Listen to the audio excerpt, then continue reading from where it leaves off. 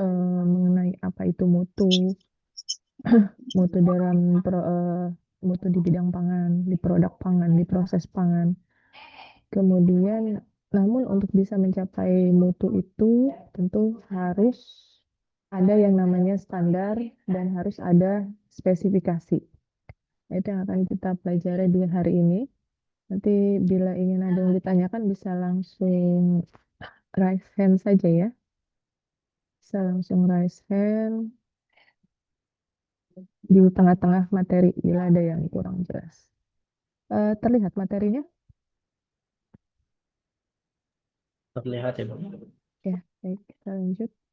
Ini yang akan diharapkan dengan mempelajari materi hari ini, ya, adik-adik mahasiswa eh, dapat memahami apa itu sistem mutu pada proses pangan, pada proses produksi pangan, dan bisa memahami standarisasi dan spesifikasi mutu produk.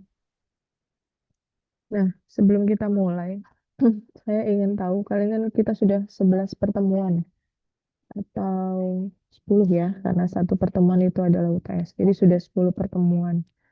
Mungkin juga sudah 10 materi. Ya. Nah, tentu dan kalian sudah semester 5 sudah belajar gitu ya, bagaimana proses pengolahan pangan. Saya pengen tahu pendapat kalian dulu tentang pertanyaan seorang pengolah pangan. Orang ini bertanya, mengapa sistem mutu itu penting di industri pangan? Menurut teman-teman yang sudah punya pengalaman seperti yang saya jelaskan tadi, kira-kira bisa membantu menjawab pertanyaan eh, orang ini. Silakan, raise hand. Tidak harus benar, ya. Kita diskusi. Kenapa sistem mutu itu penting di industri pangan? Silakan.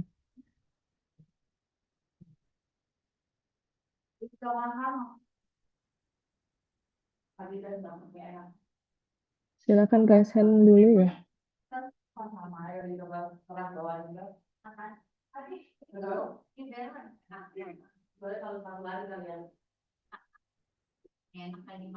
Ada yang mau jawab ini? Ada dari sekian banyak orang, ada yang bisa jawab?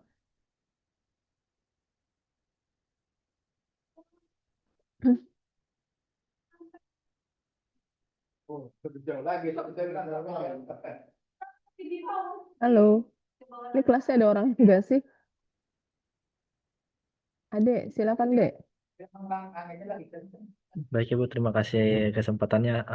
Menurut saya, kenapa sih sistem mutu penting di industri pangan ini untuk memastikan bahwa nanti produk yang akan dihasilkan oleh suatu industri ini akan aman dan juga memenuhi suatu standar tertentu di dalam suatu negara maupun internasional, nasional maupun internasional, Ibu. Jadi tidak akan ada suatu kejadian besar yang membuat industri tersebut memiliki masalah seperti adanya kontaminasi dari biologi, mikrobiologi maupun kimia dan juga fisik, Ibu. Oke, terima kasih. Adek, silakan. Ada yang ingin menambahkan? Nuril, mau dia? Silakan Nuril, ditambahkan. Baik Ibu, kalau menurut saya kenapa harus ada sistem mutu ini sebagai bentuk jaminan karena dengan menjalankan standar mutu mungkin mengacu ke HACCP atau GMP atau persyaratan dari perusahaan itu sendiri sehingga dengan penerapan mutu ini diharapkan memenuhi regulasi juga meningkatkan efisiensi dari produksi sekaligus membangun kepercayaan dari konsumen bahwasanya produk yang dibuat ini aman gitu Ibu. Ya, Dari saya ya, seperti itu Ibu. ya, terima kasih. Cukup ya dari Ade dan Nuril. Ini kalau digabung keduanya jawabannya sudah betul ya. Jadi harapannya sebenarnya kata kuncinya tadi aman ya. Artinya produk pangan yang dihasilkan aman. Aman buat siapa? Buat industri, buat konsumen gitu ya. Tapi untuk bisa aman itu tentu tadi harus ada standarnya. Standarnya ada berbagai macam standar. Itu yang akan kita diskusikan di hari ini. Oke, kita lanjut. Nah, berdasarkan definisi ya, mutu pangan ini ada beberapa nih yang menjabarkan mutu pangan. Yang pertama, mutu pangan bisa dipandang dari gabungan atribut produk. Mutu pangan bisa dijelaskan dari sudut pandang kesesuaian terhadap syarat. Mutu pangan bisa dijelaskan berdasarkan kelayakan penggunaan, dan mutu pangan bisa didasarkan pada kepuasan pelanggan. Ya, jadi definisi mutu pangan banyak gitu ya. Ada yang bilang tadi pangan yang bermutu adalah pangan yang aman. Mutu pangan yang baik adalah pangan yang sesuai dengan syarat-syarat. Pangan yang baik adalah pangan yang layak untuk digunakan oleh konsumen tertentu. Pangan yang layak adalah, atau pangan yang bermutu adalah pangan yang bisa memuaskan pelanggan. Nah, ini ya, sudut pandang mutu pangan ini dari mana kita mau lihat? Oke, penjelasan yang pertama, sebentar. Kalian mendengar suara-suara aneh nggak? Ini laptopnya agak bermasalah. Bentar ya.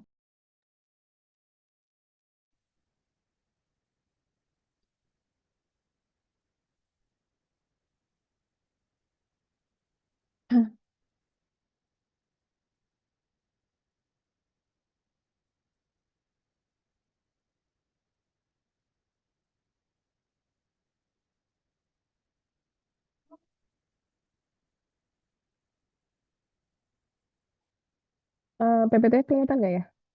Masih kelihatan ya? Masih terlihat, Ibu. Masih ya. Baik, yang pertama adalah mutu pangan berdasarkan gabungan atribut produk.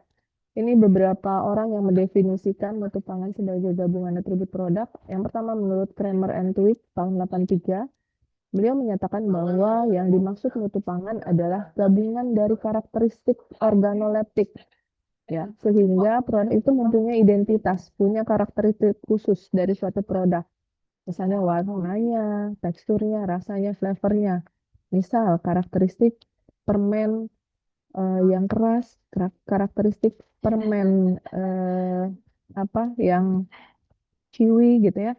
Nah, itu akan punya karakteristik yang berbeda-beda.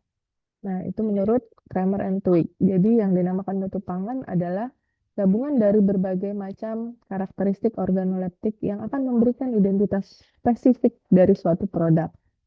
Kemudian kalau mutu pangan berdasarkan gabungan atribut produk menurut ISO 9000 versi 2000 merupakan tingkatan dari serangkaian karakteristik untuk memenuhi kebutuhan yang dinyatakan atau diwajibkan.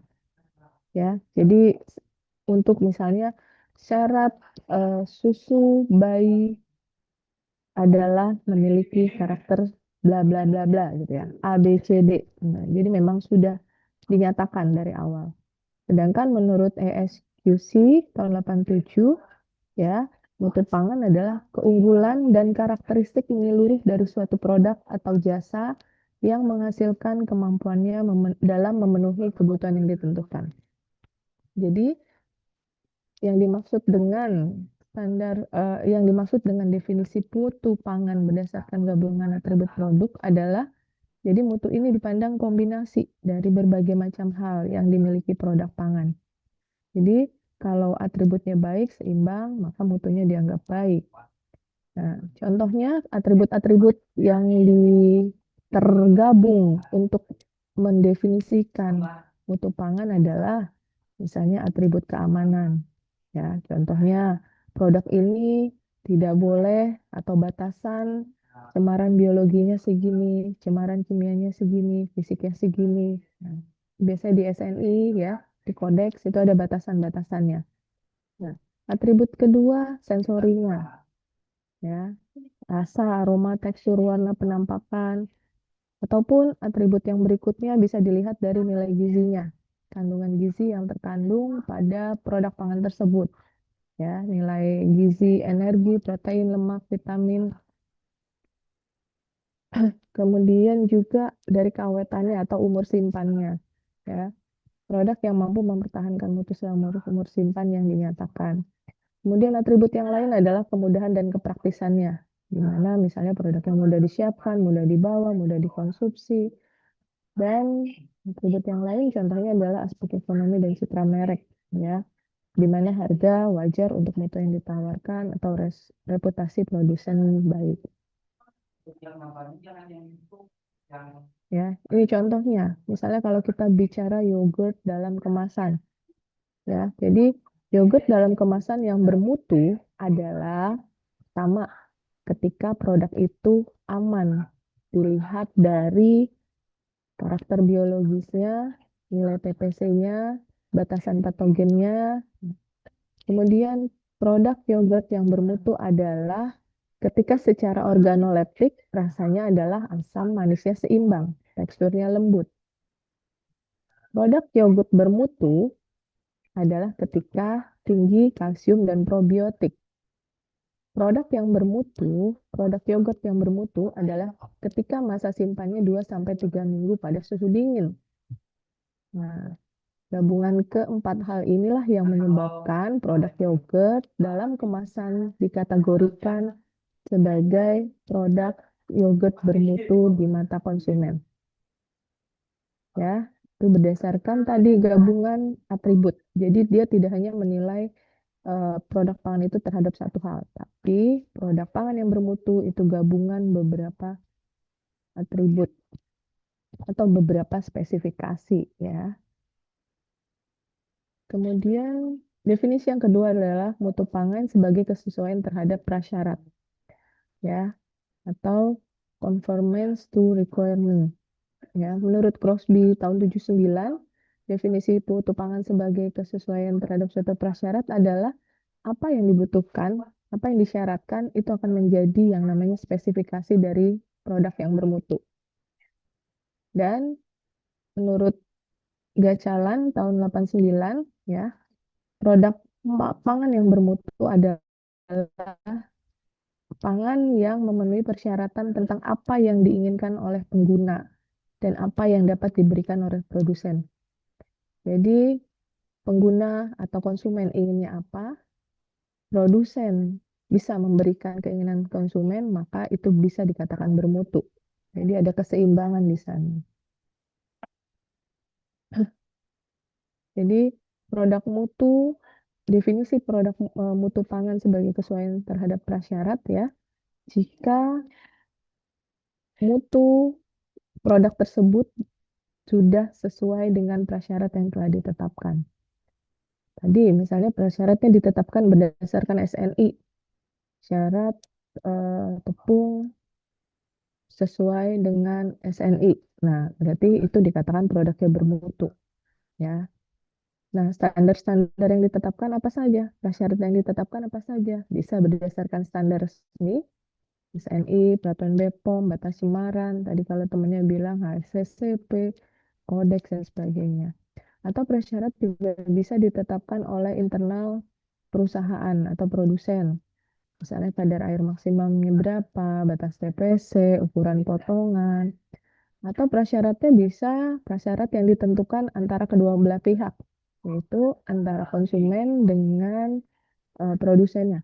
Ya, misalnya untuk produk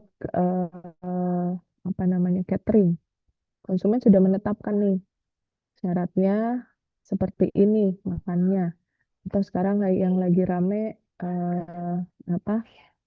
MBG ya. Nah, itu sudah ditetapkan bahwa syarat MBG isinya adalah ini misalnya. Nah, itu juga kontrak dengan BGN dengan SPPG-nya ya. Nah, implikasi dari mutu pangan yang harus sesuai dengan prasyaratnya adalah industri harus memiliki bagian QC ya, di mana QC ini bertugas untuk memeriksa secara rutin produk-produk pangan yang dihasilkannya. Dan setiap penyimpangan harus dicatat, ya, dicatat, diaudit, dan ditindaklanjuti dengan cara diolah kembali, rework, ditolak, atau diinvestigasi, dicari nih masalahnya di mana ketika ada ketidaksesuaian. Contohnya misalnya spesifikasi keripik singkong yang ditetapkan adalah memiliki kadar air maksimal 3%, keripik singkong tidak gosong, dan TPC di bawah batas tertentu. Tapi di industri, di suatu batch diperoleh kadar airnya 5%. Berarti kan di atas ya dari standar yang ditetapkan. Nah, artinya ini ada ketidaksesuaian, unconformity terhadap standar atau terhadap syarat yang ditetapkan. Maka di sini dianggap keripik singkong sebagai produk pangan tidak bermutu, meskipun rasanya mungkin enak-enak aja gitu ya. Tapi karena kadar airnya melebihi dari standar yang sudah disepakati, ditetapkan, maka dianggap tidak bermutu. Ya. Kemudian yang ketiga adalah definisi mutu pangan sebagai kelayakan penggunaan. Artinya ada kesesuaian dengan user atau konsumen yang akan menggunakannya. Ya.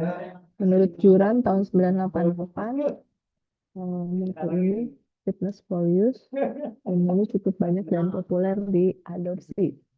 Sedangkan menurut Sumner tahun 95, mutu pangan sebagai kelayakan penggunaan adalah fitness for purpose.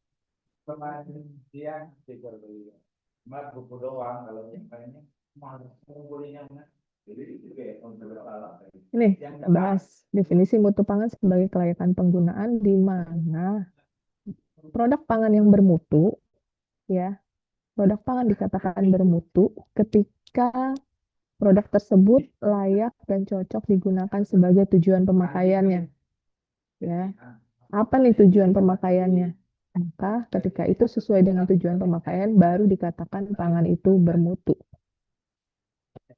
Jadi kalau di sisi kelayakan pengguna ya, definisi pangan yang bermutu itu nggak harus sempurna dari sisi teknis. Kalau tadi kan yang sebelumnya kita bahas dari sisi teknis ya, batas mikroba berapa, batas sensorinya seperti apa. Sedangkan kalau pengertian mutu pangan menurut kelayakan pengguna nggak harus sempurna. Yang penting fungsinya tercapai. Ya, misal kita membahas mengenai fungsinya berdasarkan orang yang akan memanfaatkan, ya kan? Misalnya biskuit, ya, biskuit untuk bayi dengan biskuit untuk atlet mungkin akan punya eh, standar yang berbeda. Tapi masing-masing konsumen merasa ya punya bayi, walaupun misalnya yang lembek atau kadar airnya tinggi misalnya tidak apa-apa, ya menurut bayi layak gitu ya. Sedangkan kalau untuk atlet beda lagi standarnya. Atau bisa juga definisi sempurna bisa dilihat bagaimana cara mengkonsumsinya. Siap saji, perlu pemanasan kah, perlu pengenceran kah? Buat orang yang butuh apa namanya, tidak membutuhkan sesuatu hal yang ekspres, mungkin memilih menyiapkan makanan dengan cara mengolah yang benar. Tapi kalau apa orang yang mungkin apa namanya mobilitasnya tinggi, ya cukup dengan makanan junk food misalnya. Ya udah, sudah tercukupi. Menurut mereka, pangan tersebut sudah bermutu. Nah, ya, jadi makanan siap saji kan kadang tidak memikirkan apa namanya kualifikasi nilai gizi, ya kan? Tapi tadi secara keberfungsian, tujuan pemakaian makanan siap saji sangat dibutuhkan buat orang yang mobile. Atau buat sempurna itu dilihat dari kondisi lingkungannya. Apakah pangan tersebut untuk dikonsumsi di rumah, di kantin sekolah, di restoran, dan di rumah sakit, ini juga akan punya standar yang berbeda-beda. Contoh, susu formula bayi harus ketat dari sisi keamanan dan gizi. Ya, mutunya ditentukan oleh tujuan dari penggunaannya, yaitu karena bayi punya sistem tubuh yang rentan. Kemudian bumbu instan untuk restoran, ya. Nah, ini restoran memerlukan bumbu instan karena restoran itu membutuhkan pekerjaan yang cepat, ya. Kemudian ada snack tinggi protein untuk atlet. Ini yang bisa diberikan contoh untuk kelayakan pengguna atau fitness for use. Pengertian yang keempat adalah mutu pangan sebagai kepuasan atau harapan pelanggan. Definisinya ditetapkan oleh Ishikawa tahun 85, ya. di mana mutu ditentukan oleh sebaik apa karakteristik mutu sebenarnya. Kemudian Kolarik tahun 95, mutu pangan merupakan unsur mendasar tentang mutu. Jadi pengalaman pelanggan dan kreativitas produsen itu berpengaruh terhadap mutu. Kemudian ada menurut Tanner dan De Toro, dan juga menurut Lanning dan Marcelis. Kita langsung lihat contohnya ya. Jadi di mana pengertian pangan yang bermutu adalah ketika pangan tersebut mampu memenuhi harapan pelanggan. Konsumennya mau apa nih? Nah, produk pangan itu bisa nggak memenuhi harapan pelanggan? Misalnya, nih adik maunya makan apa itu namanya? Bakso goreng basreng yang pedas. Ternyata yang dibelinya adalah basreng yang sama sekali tidak pedas. Itu kan ekspektasinya jadi berbeda. Tidak memenuhi ekspektasi atau harapan dari adik. Maka adik mengatakan bahwa basreng tadi tidak memenuhi standar mutu yang ditetapkan oleh adik gitu ya. Jadi kinerja produk ketika dia sesuai atau melebihi ekspektasi pelanggan, ekspektasi konsumen, maka konsumennya puas, itu dianggap mutunya baik. Dan sebaliknya, ketika kinerja produk atau pangan tersebut tidak sesuai harapan, pelanggannya kecewa, maka dianggap mutunya buruk. Ya. Nah, mutu ini juga bukan cuma sekedar parameter teknis, tapi berdasarkan pengalaman konsumennya. Yang paling enak, yang paling sering adalah pengalaman sensori. Enak atau tidak, rasanya konsisten atau tidak. Kita juga kalau untuk selain pangan gitu ya, mungkin ketika di restoran, itu konsumen juga eh, menilai tidak hanya dari produk pangannya, tapi dari layanannya ya. Kemudian dari kepercayaan dan citra merek. Klaim di label itu harus benar-benar terbukti. Misalnya mengklaim kandungan gizinya A, B, C, D, tapi ternyata ketika dicek tidak seperti klaim label tersebut ingredientnya. Nah, itu juga membuat konsumen kecewa ya, sehingga dianggap mutunya buruk. Contoh, konsumen mengharapkan minuman sari buah jeruk yang benar-benar rasa jeruk, dan cuma ada manisnya terus warnanya kuning. Ya. Walaupun kadar vitamin C dan parameter teknis itu sudah sesuai dengan standar ya, di labelnya sudah tertulis sesuai standar. Tapi kalau rasanya, tadinya pas minum ekspektasinya konsumen minumnya rasa jeruk gitu ya. Jeruk ini benar-benar rasa jeruk. Tapi ketika diminum ekspektasinya beda. Ya, walaupun di labelnya, di gambarnya tertulisnya rasa jeruk. Nah, maka ini akan dianggap produk tersebut tidak sesuai dengan eh, standar mutu gitu ya. Restoran cepat saji ya, selain berbicara rasa, kecepatan pelayanan juga ini mempengaruhi persepsi mutu dari pelanggannya. Sampai di sini sudah mau ditanyakan. Nah, ini contoh-contoh dari eh, standar mutu sebagai kepuasan pelanggan.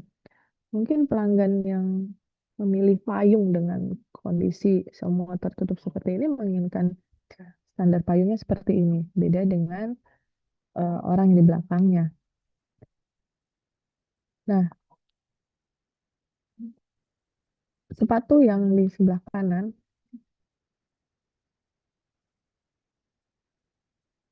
kalau dilihat standar mutu tidak sesuai dengan standar ya.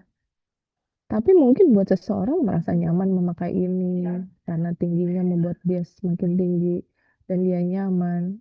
Ya, bisa saja dianggap produk sebelah kanan ini sesuai dengan keinginan atau mutu yang dianggap sebagai sepatu yang bermutu. Ya, jadi standar mutu pangan itu bisa dimulai dari perusahaan, bisa berdasarkan keinginan konsumen, sesuai syarat dan kebutuhan keinginan konsumen. Ya, nah, nanti standarnya ditetapkan, dan standar inilah yang menyebabkan suatu produk ataupun jasa, terutama produk pangan, memiliki dan harus sesuai secara karakteristik dan parameter teknis produknya. Nah, produk yang sudah sesuai dengan standar yang diminta konsumen atau standar yang ditetapkan produsen atau perusahaan itu dianggap produk yang bermutu. Ya, tadi kita punya 4 definisi berdasarkan gabungan atribut, berdasarkan conformance to requirement, permintaan, kemudian berdasarkan kebutuhan, dan berdasarkan kesenangan konsumen atau kenyamanan konsumen. Jadi kalau gabungan atribut itu fokusnya pada berbagai macam atribut yang saya sebutkan tadi, ada sensori, gizi, safety, umur simpan, kemudian kata kuncinya apa saja yang bisa membuat produk itu bermutu berdasarkan atribut-atribut yang ada pada produk tersebut.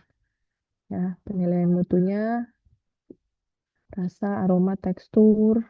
Kemudian yang kedua adalah kepatuhan terhadap persyaratannya ya, kepatuhan terhadap standar dan spesifikasi. Nah, ini definisi mutu pangan atau pangan yang bermutu. Nah, kemudian setelah tadi kita bahas di sini bahwa untuk menghasilkan pangan yang bermutu ada yang dinamakan standar ya. Ada yang dinamakan standar. Nah, sekarang kita lanjutkan dengan membahas standar.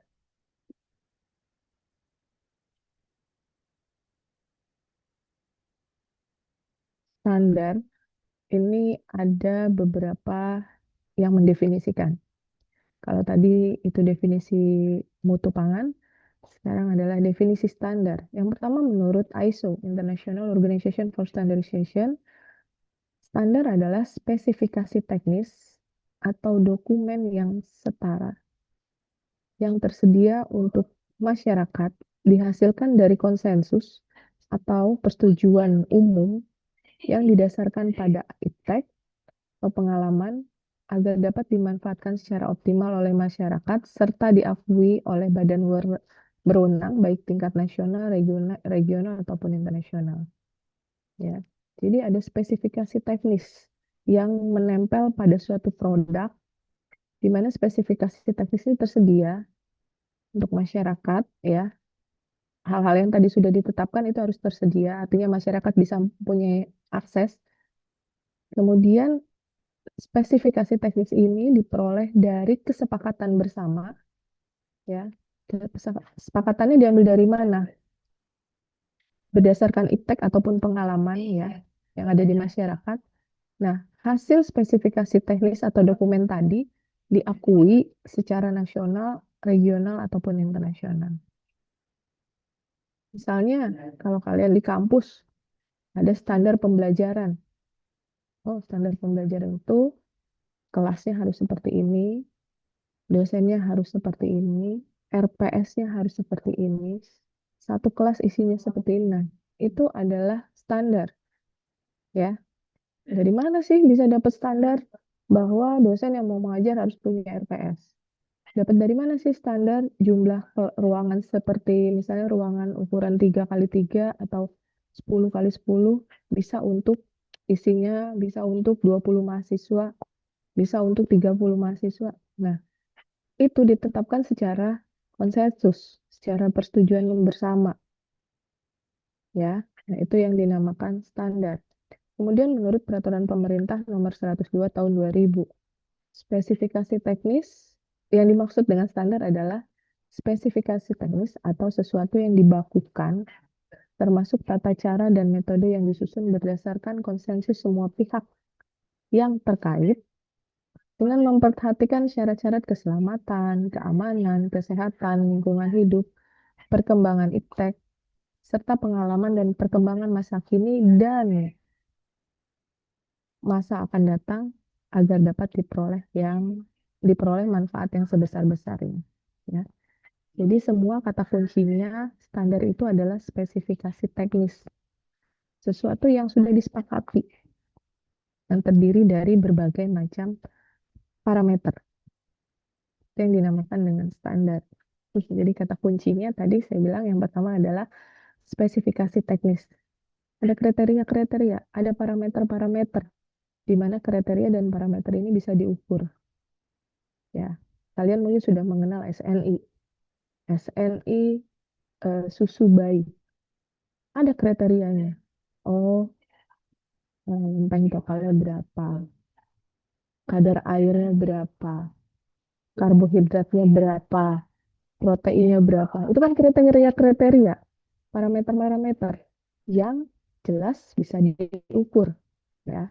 Nah, semua spesifikasi teknis itu harus terdokumentasi dalam bentuk dokumen tertulis, di mana di dokumen tersebut ada kodenya, ada spesifikasinya, ada pedomannya, ada standar-standar ujinya, ya. Kemudian kata kunci dari standar yang kedua adalah ini disepakati, konsensus atau disepakati secara umum, disepakati oleh semua pihak yang terutama terlibat dalam penggunaan standar tersebut. Ya, utamanya sih standar digunakan bisa oleh semua pihak, ya, pemerintah, industri, pedagang, konsumen, petani, pekerja. Kata kunci yang berikut adalah iptek. Jadi spesifikasi teknis itu nggak bisa disusun suka-suka gitu ya. Misalnya standar bakso, karena ada doyan bakso apa dia doyan apa tadi basreng, ada doyan basreng dia bikin standar sendiri, nggak bisa. Ya, tetap harus berdasarkan prinsip ilmiah yang memanfaatkan iptek. Dan standar juga selain berdasarkan iptek bisa juga disusun berdasarkan pengalaman, ya, baik pengalaman yang harus bersifat rasional dan sesuai dengan kondisi masyarakat. Dan yang terakhir adalah standar ini dikeluarkan oleh badan tertentu, ya, bisa di perusahaan, namun umumnya standar yang berlaku untuk nasional, regional, ataupun internasional biasanya ada badan berwenang yang menetapkannya. Misalnya BSN untuk regional, IEC untuk internasional, ISO, Codex, dan lain-lainnya. Nah, ini standar mutu pangan ya. Jadi ada spesifikasi teknis, yang termasuk ke dalam spesifikasi teknis itu ada spesifikasi mutu, spesifikasi jumlah, spesifikasi waktu, dan spesifikasi pelayanan. Ya, ini komponen minimal yang ada dalam spesifikasi teknis. Misalnya spesifikasi kualitas atau mutu. Kalau untuk pangan, yaitu spesifikasi komposisi. Di dalam suatu produk pangan, komposisinya apa saja. Dari masing-masing komposisi, berapa jumlah maksimal dan minimalnya, itu ditetapkan. Ya.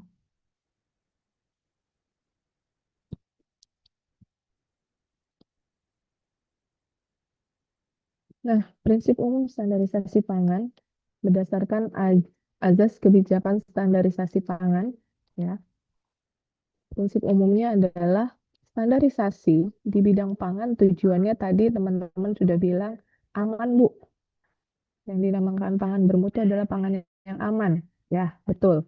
Jadi, tujuan paling utama dari standarisasi pangan adalah memberikan perlindungan pada konsumen agar produk pangan yang dihasilkan merupakan produk pangan yang aman, mutunya terjamin, informasi yang disampaikan dari produk pangan tersebut adalah informasi yang tidak menyesatkan.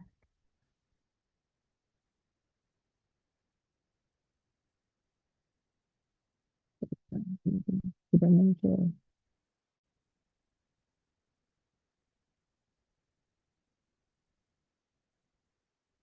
Kemudian, standarisasi pangan ini menunjukkan kelayakan dan kemanfaatan bagi pelaku usaha. Jadi standarisasi pangan ini adalah standar yang realistis dan diterapkan oleh industri. Ketika industri sudah menerapkan standarisasi pangan, itu juga selain untuk membuat konsumen lebih yakin terhadap produk yang dihasilkan oleh industri tersebut, juga membantu industri dalam memproses produk tersebut agar efisien dan memiliki daya saing. karena konsumen cenderung akan memilih produk-produk yang sudah terstandar. Nah, kemudian prinsip umum dari standarisasi pangan konsensus tadi disepakati bersama ya. Artinya ketika membuat standar untuk pangan itu pasti melibatkan banyak pihak, prosesnya terbuka dan terdokumentasi. Kemudian prinsip standar pangan lainnya adalah berbasis iptek. Ya, berbasis iptek artinya berdasarkan ilmu dan pengetahuan, standar tersebut bisa menetapkan batas-batas, batas mutu, batas cemaran, ya. Semua itu menentukan batas mutu, batas cemaran tidak serta-merta menetapkan begitu, tetapi sudah ada penelitian-penelitian sebelumnya.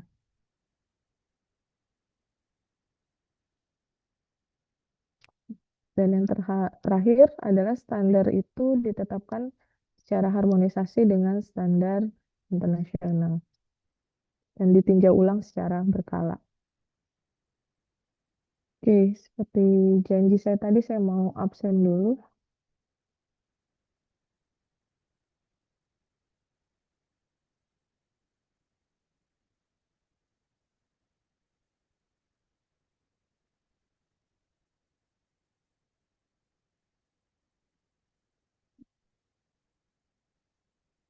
Yang tidak on cam, ya saya sebut baru semua hidupkan kameranya. Kalian tuh kayak nggak fokus sama kuliahnya. Oke, sebelum saya absen, saya mau kick off dulu yang tidak on cam.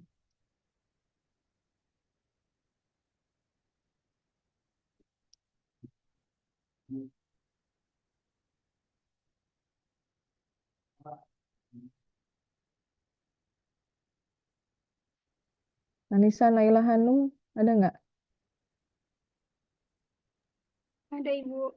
Kenapa cuma latar backgroundnya aja orang yang nggak ada? Bunga, ada nggak? Kenapa cuma kasurnya orang yang nggak ada?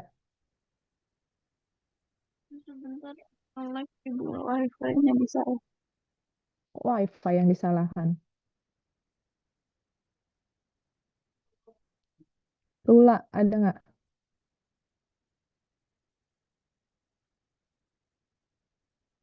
Nida Uzla Azalia.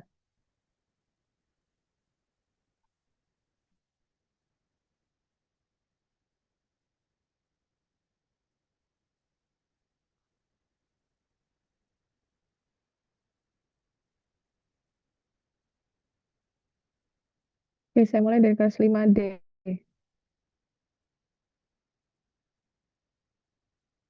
Silakan raise hand ya. Audrin Salsabila Putri.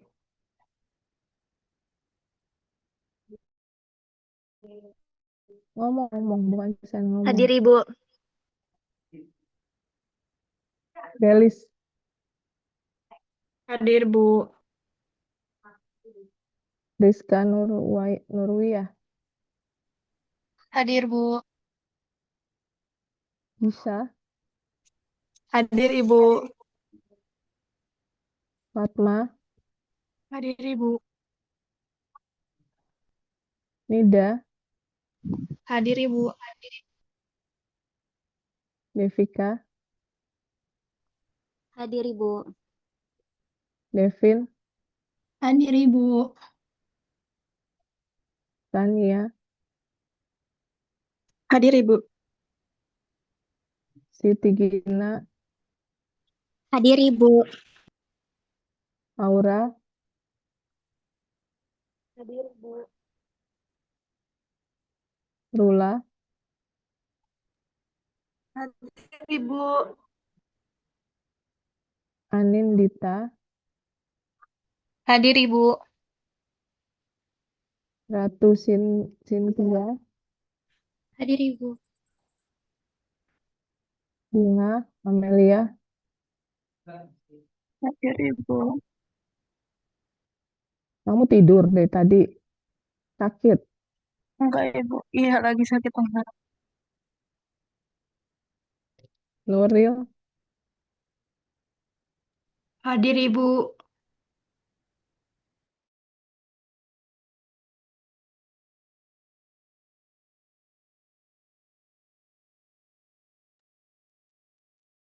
Nuril ada ya? Nuril Komala, hadir Ibu. Komala, Hadir Ibu. Rahadian, Hadir Ibu. Najwa, Hadir Ibu. Basia,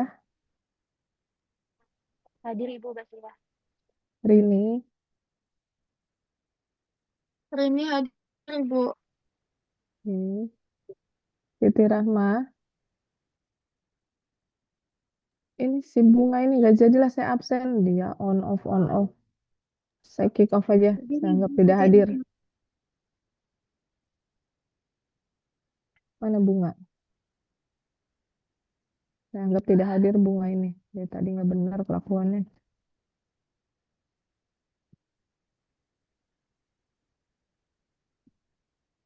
Siti Rahma, Hadir Ibu. Dini, Hadir Ibu. Anissa,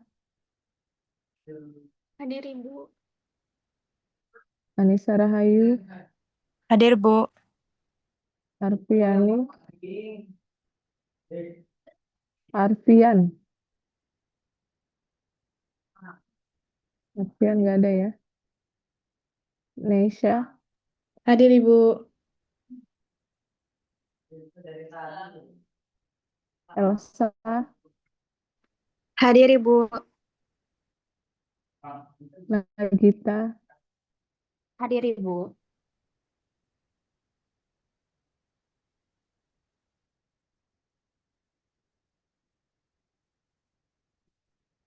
mana Bunga?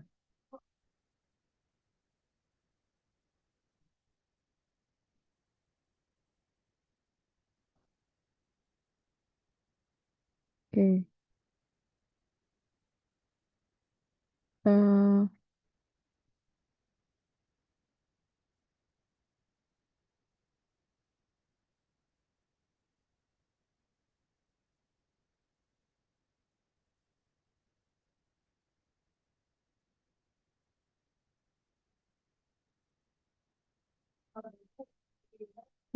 PJ 5D silakan diganti. Jangan lupa setelah perkuliahan divalidasi. Sekarang kita ke 5A.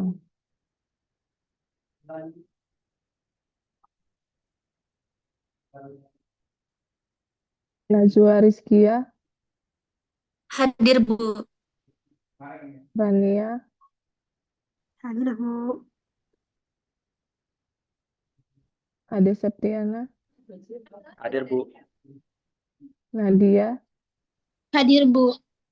Intan Oktaviani, Hadir Ibu. Ismiatul Hawa, Hadir Ibu. Namira, Hadir Bu. Teresia, Hadir Ibu. Sarah, Hadir Ibu. Desi, Natasha, Hadir Ibu. Sultana Sani, Hadir Ibu. Muhammad Dafa, Hadir Ibu. Alinda, Hadir Bu. Retno, Asif, Hadir Bu. Salma, Salma mana? Salma ada nggak? Maria Jessica, Hadir Ibu. Najwa, Hadir Ibu. Azka, Hadir Ibu. Ariha, Hadir Ibu. Sutiawati, Hadir Bu. Esther, Hadir Ibu. Naila, Hadir Ibu. Sabrina, Sabrina, Anissa Azara, Hadir Ibu. Wanda, Wanda. Hadir Ibu, maaf saya memakai device-nya Fari. Oke. Siti Fauzia Anissa, Hadir Bu. Anissa Salsabila, Hadir Ibu. Karisa, Hadir Bu. Muhammad Jamaluddin, Tegar, Hadir Ibu.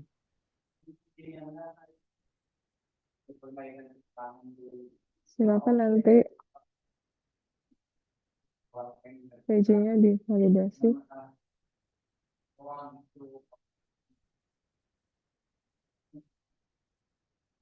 Oke, kita lanjut lagi kuliahnya. Jadi kalau ada yang ingin ditanyakan langsung raise hand saja ya.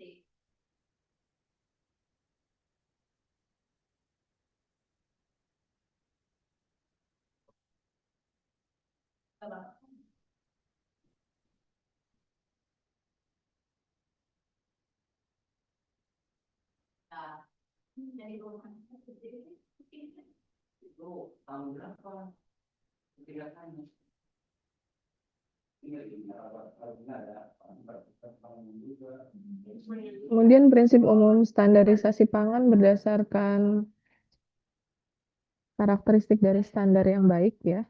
Jadi berdasarkan karakteristiknya suatu standar itu harus simplifikasi ya. Artinya simple. Syarat-syarat yang kompleks itu dikurangi saja supaya mudah dipahami ya. Jadi karakteristik yang prinsip yang pertama adalah suatu standar itu harus simplifikasi. Standarisasi itu harus merupakan hasil standar yang ditetapkan itu tadi karena hasil konsensus, maka dia sifatnya kerjasama. Jadi untuk kepentingan bersama ya, bukan untuk kepentingan seseorang. Kerjasamanya antar siapa? Bisa antara produsen konsumen, antara produsen dengan instansi pemerintahan gitu ya. Jadi sifatnya adalah konsensus untuk kepentingan bersama. Kemudian standar itu juga harus implementatif, bisa diterapkan. Jangan bikin aturan yang orang pasti nggak akan bisa melaksanakannya sehingga orang dianggap atau produk dianggap selalu melanggar. Ya. Kemudian standar itu harus selektif. Ya, artinya standar itu dibuat berdasarkan hasil seleksi yang tepat. Karena tadi kan ada efek di sananya. Ada pengalaman dalam menetapkan standar. Jadi artinya sudah terseleksi standar itu, bukan ditetapkan secara suka-suka. Kemudian standar itu harus bisa direvisi sesuai kebutuhan dan perkembangan zaman, ya, dan berkala. Bukan berarti karena bisa direvisi tiap hari diganti, enggak. Tapi ditetapkan secara berkala, ya. Bisa 3 tahun sekali, bisa setahun sekali, gitu ya. Karena dia direview, terus direview. Dan standar itu harus ada kesesuaian, ya. Jangan misalnya menetapkan ambang batas cemaran biologi adalah nilai tertentu, tetapi itu belum berdasarkan kajian, ya. Jadi sehingga ambang batas yang ditetapkan tadi tidak sesuai dengan aturan yang sebenarnya. Kemudian standar itu sifat pemberlakuannya adalah formal. Dia tidak milih-milih. Semua orang yang terlibat di dalamnya harus menerapkan standar yang sudah ditetapkan. Ya, ini prinsip umum standar berdasarkan karakteristik operasionalnya. Nah, kira-kira buat apa sih standar itu ditetapkan dalam bidang pangan, dalam industri pangan? Ya, yang pertama untuk meningkatkan mutu dan keamanan dari produk atau jasa di bidang pangannya. Ya, tadi yang pertama kali banget disebut oleh teman kalian. bahwa pangan itu harus aman. Nah, makanya standar itu ditetapkan untuk membuat produk pangan adalah mutunya aman gitu ya. Kemudian yang kedua untuk memperluas penggunaan dan penerimaan produk. Kalau produknya standarnya sudah sama, standar di Serang, standar di Bandung, standar di Jakarta, standar di Amerika itu sudah sama, maka produk yang sudah dibuat tersebut bisa diterima bisa diterima di Serang, bisa diterima di Bandung, bisa diterima di luar negeri gitu ya. Ketika standarnya terpenuhi. Makanya kan ketika hasil produk di Indonesia nih yang lagi rame, udang. Awalnya udang itu bisa diterima ya kan di negara lain karena spesifikasinya sudah sesuai. Tapi kan tadi keberkalaan dan kesesuaian dengan standar itu diuji terus. Sampelnya diambil terus, ya kan? Sampai di titik tertentu diperoleh bahwa produk udang yang dihasilkan sudah tidak sesuai standar. Akhirnya tidak diterimalah di pasar di luar negeri tadi, gitu. Ya. Kemudian produk yang sudah sesuai standar bisa mencegah hambatan perdagangan dan mempermudah kerjasama. Tadi produk udang tadi karena spesifikasinya sudah tidak sesuai, spesifikasi teknisnya sudah membahayakan, produknya sudah tidak aman, akhirnya perdagangan udang menjadi terhambat, ekspor impor udang menjadi terhambat gitu ya. Yang keempat, dengan adanya standarisasi pangan terwujud persaingan usaha yang sehat. Karena semua sudah punya syarat minimum dari spesifikasi teknisnya. Ya, jadi misalnya cemaran udang yang boleh diterima adalah udang yang tidak mengandung unsur karsinogenik. Ya. Nah, itu syarat minimumnya. Nah, semua produk udang yang tidak mengandung unsur karsinogenik bisa diterima. Udah persaingannya sehat. Tapi kalau udangnya tidak memenuhi syarat mutu, ya udah tidak bisa ikut dalam persaingan tersebut. Kemudian standar juga bisa meningkatkan efisiensi dan menurunkan biaya karena ada hal spesifik misalnya ukuran, komponen, metode uji yang udah standar. Jadi nggak akan ada sesuatu yang boros gitu ya. Kemudian memudahkan pengawasan dan penegakan regulasi. Tadi kalau udah ada batasan, misalnya batasan cemaran, batasan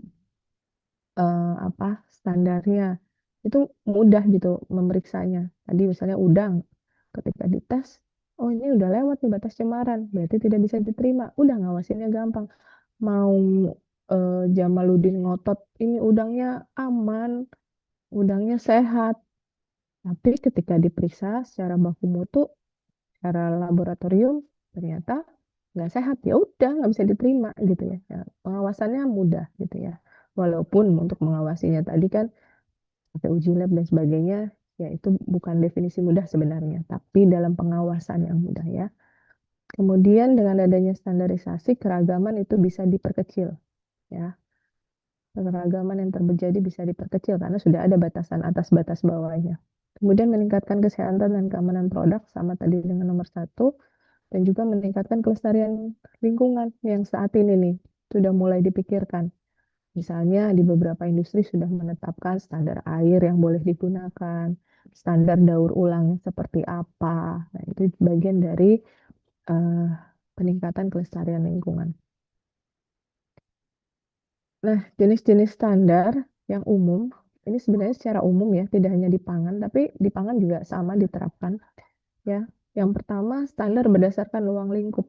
Ada standar produk, produknya seperti apa, misalnya SNI keripik, SNI air minum dalam kemasan, SNI susu bayi, SNI makanan MPASI, semua sudah ada berdasarkan produknya. Standar proses, yaitu bagaimana cara memperoleh produk tersebut, ya, cara memproduksinya. Misalnya cara memproduksi keripik, suhunya berapa, suhu penggorengan berapa, nah, itu masuk ke dalam cara memproduksi. Nah, ini biasanya diatur dalam CPPOB ya, cara pengolahan pangan baik gitu ya. Kemudian ada standar hygiene atau standar keamanan dan sanitasi. Kemudian ada standar sistem manajemen, ya, mengelola organisasi di industri pangan, baik berdasarkan ISO 9001 ataupun 22000. Kemudian ada standar metode uji, ya, mau uji kadar air pakai metode apa, TPC mau metode apa, proksimatnya seperti apa. Kemudian ada standar istilah dan simbol, standar kemasan, ya, kemasan untuk air minum mineral, standar kemasan air bersifat jus, standar kemasan air ya beda-beda, ya. Kemudian ada standar label. Label itu harus mencantumkan informasi apa saja, itu juga sudah ada standarnya. Kemudian standar berdasarkan kekuatan berlakunya, ya. Ada standar yang wajib. Artinya semua produk pangan wajib memenuhi standar tersebut. Biasanya ini yang menetapkan pemerintah. Biasanya SNI, ya. Produk pangan tuh tidak hanya produk pangan, semua produk biasanya harus menerapkan SNI. Nah, itu sifatnya wajib, ya. Kemudian biasanya standar SNI atau standar yang wajib ini berhubungan dengan kesehatan dan keselamatan jiwa dari masyarakat. Contoh misalnya standar tidak ada residu pada produk buah-buahan dan sayuran. Itu wajib dipenuhi, ya. Atau tidak adanya salmonella chlorella dalam udang beku. Nah, ini yang kemarin lagi rame, ya. Bukan ternyata salmonellanya nggak ada, tapi ada senyawa yang lain yang sifatnya lebih berbahaya, efek dari radiasi. Ini contoh-contoh standar yang wajib dipenuhi, ya. Kemudian ada juga standar yang secara kekuatan atau secara penerapannya sifatnya sukarela, ya, optional standar atau advisory standar. Ini bisa ditetapkan oleh BSN, tetap bisa secara internasional atau bisa oleh perusahaan tersendiri, ya. Nah, ini dipakainya sukarela oleh industri yang tujuannya untuk bisa meningkatkan daya saing atau memenuhi permintaan pasar. Misalnya standar ukuran pisang, Cavendish, standar jumlah daging pada sup daging. Nah, bayang ya, mau menyajikan daging saja di dalamnya harus jumlah dagingnya sesuai berapa gram gitu, ya. Nah, ini sifatnya sukarela. Kemudian yang ketiga, standar yang berdasarkan wilayah berlakunya. Ada standar perusahaan yang berlakunya di dalam perusahaannya, ada standar nasional SNI, standar regional, standar ASEAN atau Europe di Uni Eropa, ada standar internasional berlaku dimanapun, ya, yaitu Codex, ISO. Kemudian jenis standar yang keempat adalah standar berdasarkan aspek standarisasinya. Ada standar terminologi, ya, mencakup penggunaan terminologi atau istilah untuk standar-standar yang digunakan, ya, istilahnya. Kemudian ada standar sampling, standar bagaimana mengambil contoh atau sampel untuk diuji dan dianalisa. Dan juga ada standar uji, ya, yaitu untuk proses pengujian dari sampel yang tadi diambil. Nah, standar apa saja yang berlaku di industri pangan? Yang pertama ada Codex, ya. Ini tahun 81 dimulainya, ya. Ini hasil konsensus dari standar FAO dan WHO, ya. Tujuan dari kodeks ini adalah melindungi kesehatan konsumen dan menjamin praktek jujur dalam perdagangan pangan. Nah, komite yang ada di dalam kodeks itu, organisasi kodeks, itu ada general principle, ada food additive, ya, ada food hygiene, food labeling, metode analisis, dan residu pestisida. Kalau dari komoditinya yang diatur oleh kodeks, ya, baik sereal, pulse and legume, produk-produk kakao dan coklat, minyak lemak, perikanan, ya, untuk pangan untuk diet dan seterusnya. Ini yang diatur oleh kodeks. Kemudian standar mutu pangan juga diatur oleh ISO, ya. ISO ini merupakan badan standar yang berdiri tahun 47 berpusat di Swiss, beranggotakan 173 negara. Nah, kalau ISO ini sebenarnya tidak hanya menetapkan tentang produk pangannya, tapi lebih ke manajemen atau operasionalnya, gitu ya. Misalnya ISO 9001 tentang sistem manajemen mutu, 14001 tentang manajemen lingkungan, 22.000 keamanan pangan, dan seterusnya ya. Jadi tidak ke produknya.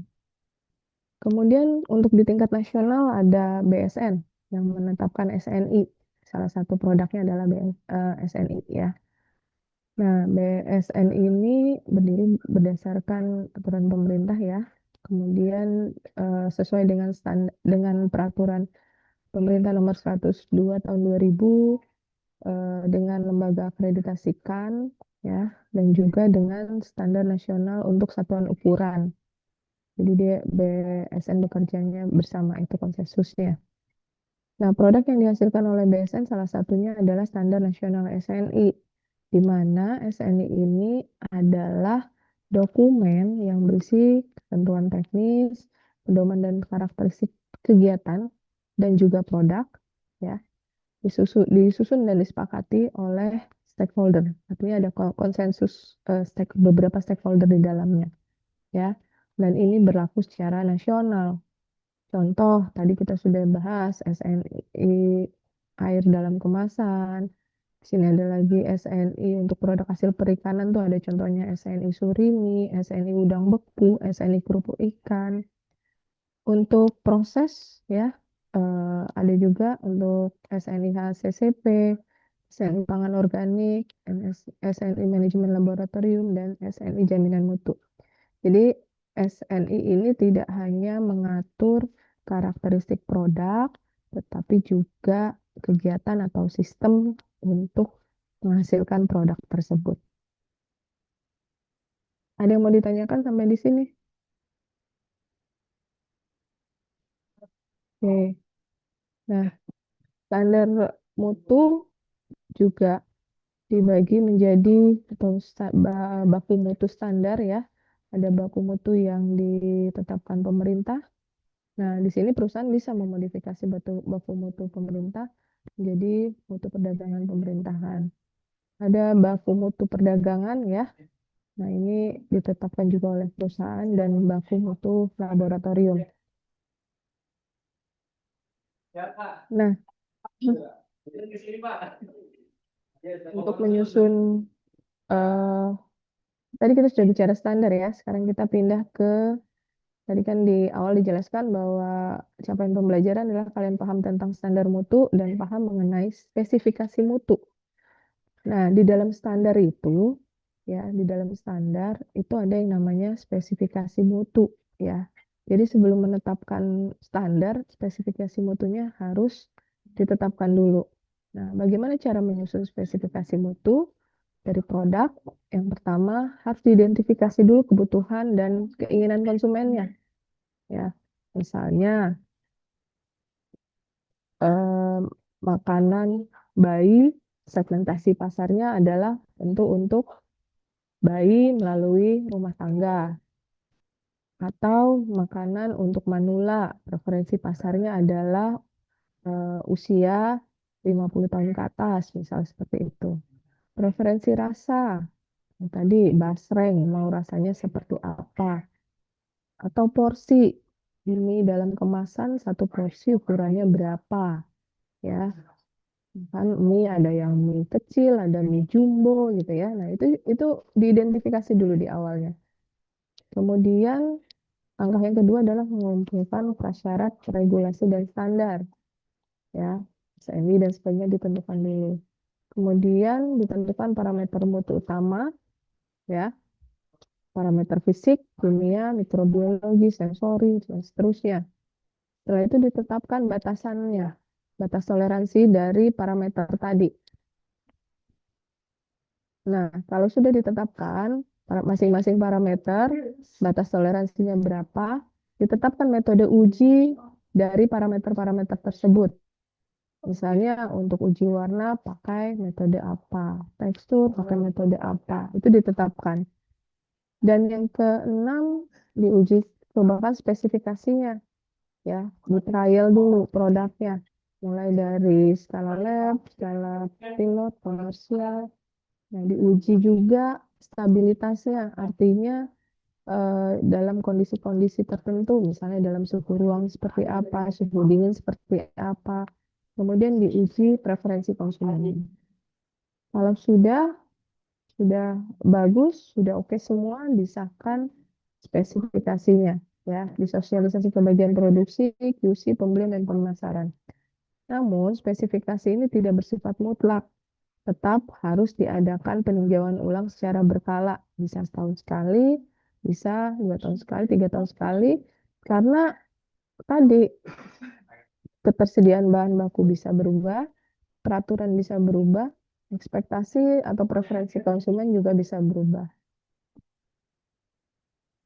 Nah, spesifikasi mutu produk bisa dilihat berdasarkan spesifikasi konsumen. Artinya ketika mau menyusun spesifikasi produk, itu berdasarkan sudut pandang konsumen, ya. Nah, konsumen mah biasanya kan tidak jauh-jauh dari bagaimana ORLEP-nya, ya, cita rasanya, kemudian juga berdasarkan ukurannya, aspek kepraktisannya, nilai gizinya, bahkan juga eh, bisa juga dari segi harganya, ya. Nah, ini spesifikasi konsumen biasanya dilakukan kebanyakan melalui organoleptik, ya. Nah, dari hasil ORLEP tersebut dikembangkan profil produk yang dihubungkan dengan karakteristik fisik dan kimia. Jadi kalau spesifikasi konsumen ini suka dikenal dengan istilah product brief, ya, dari bagian pemasaran atau customer requirement, keinginan dari customer, ya. Nah, ini titik awal dari merancang spesifikasi teknis bagi produk. Kemudian spesifikasi produk bisa dilihat juga berdasarkan spesifikasi perusahaan. Nah, ini yang nyusun perusahaan di internalnya, ya. Namun ketika perusahaan menyusun spesifikasi juga ditetapkan berdasarkan spesifikasi konsumen, berdasarkan peraturan resmi, berdasarkan kapasitas teknologi yang ada di perusahaan tersebut, ya, dan biaya produksi. Nah, umumnya sih memang standar spesifikasi perusahaan ini lebih ketat, ya, karena berisi parameter mutu detail, metode uji, dan tanggung jawab dari masing-masing divisi yang ada di perusahaan ini. Nah, spesifikasi perusahaan itu meliputi spesifikasi bahan mentah, proses, produk, pengemasan, label, ya. Ini juga hasil spesifikasi perusahaan biasanya menjadi rujukan untuk audit di internal. Nah, tadi spesifikasi perusahaan meliputi spesifikasi bahan mentah, ya. Ini spesifikasi untuk raw material. Jadi kalau misalnya mau bikin keripik singkong, maka singkong segar yang diterima oleh perusahaan harus seperti apa? Nah, ini yang dinamakan spesifikasi bahan mentah. Mau membuat udang beku, udang segarnya harus seperti apa yang bisa dibekukan tersebut. Ini yang diidentifikasi, ya. Apa saja yang dilihat pada saat menetapkan identifikasi bahan mentah? Sifat fisiknya, kimianya, mikrobiologinya, dan ini harus sesuai dengan standar yang sudah ada. Kemudian juga syarat keamanannya, syarat kemasannya, ya, ini yang harus ditentukan. Kemudian spesifikasi untuk produk pangan yang lain adalah spesifikasi proses, yaitu spesifikasi bagaimana produk itu diolah. Ya, kan tadi Pak untuk membuat keripik singkong kadar airnya 3%. Untuk mendapatkan kadar air 3%, maka singkong tersebut harus digoreng pada suhu seperti apa, lama penggorengan seperti apa, tipe minyak seperti apa. Karena kalau tidak disesuaikan, nanti jangan-jangan eh, keripik singkong yang dihasilkan kadar airnya menjadi lebih dari 3%, gitu, ya. Nah, ini contoh dari spesifikasi produk. ya. Bagaimana mencuci produk, bahan baku, bagaimana alur prosesnya, bagaimana suhu pemanasan di masing-masing tahapan proses. Ini yang dimaksud dengan spesifikasi proses. Dan terakhir adalah spesifikasi produk akhir. Enggak terakhir sih, nanti ada spesifikasi yang label dan kemasan. Ya, yang ketiga adalah spesifikasi produk akhir. Artinya produk yang siap untuk dipasarkan, produk hasil olahannya. Ya, nah ini juga harus sesuai dengan standar yang sudah baku ditetapkan pemerintah, biasanya SNI. Ya, nah untuk mendapatkan produk akhir yang sesuai spesifikasi, maka spesifikasi bahan mentah dan proses sangat mempengaruhi. Ya, nah komponen utama spesifikasi produk akhir adalah identitas, parameter fisik, kimia, biologi, parameter sensori, kemasan, label, kondisi penyimpanan, metode pengujian. Ini yang masuk dalam komponen spesifikasi produk akhir. Nah, ini hubungan spesifikasi konsumen dan spesifikasi industri. Ya, jadi kalau di industri itu menetapkan spesifikasi bahan mentah, proses dan produk, kemudian industri berdasarkan informasi dari konsumen menetapkan juga spesifikasi ya berdasarkan preferensi konsumen. Berdasarkan spesifikasi industri dan konsumen, industri membuat suatu produk, namun produk tersebut perlu dilakukan review berkala ya berdasarkan spesifikasi konsumen. Hasil review akan menghasilkan produk baru yang sudah sesuai dengan spesifikasi konsumen, namun tetap memperhatikan spesifikasi industri. Nah, apa hubungannya sistem manajemen mutu dalam mencapai spesifikasi? Ya, spesifikasi mutu, targetnya, syarat minimumnya, syarat apa sensorinya seperti apa. Sedangkan sistem manajemen mutu merupakan cara sistematis untuk spesifikasi tersebut. Ya, nah di sini peran manajemen mutu tuh kan ada CCPOB, ISO 9001, ada ISO 22000, dan ada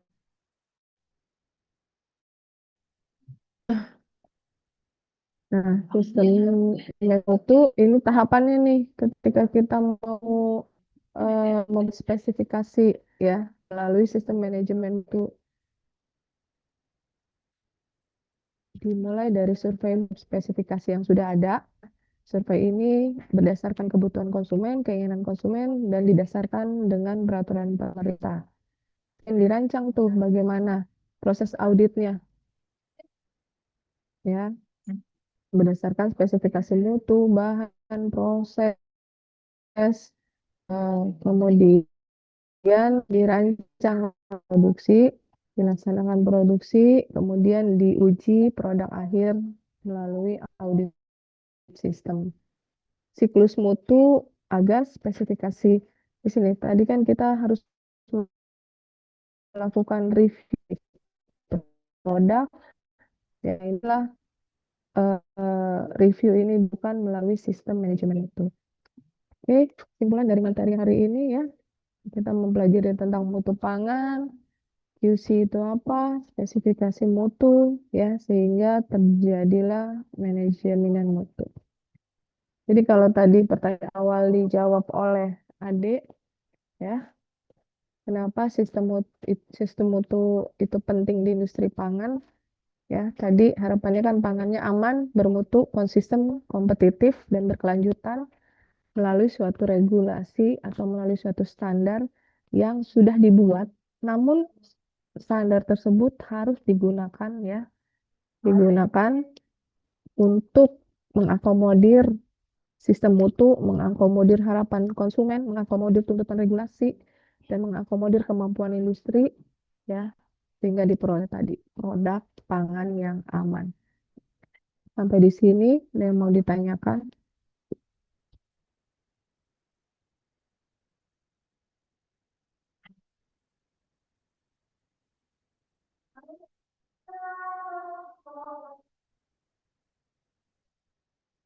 Silakan, ada yang mau ditanyakan?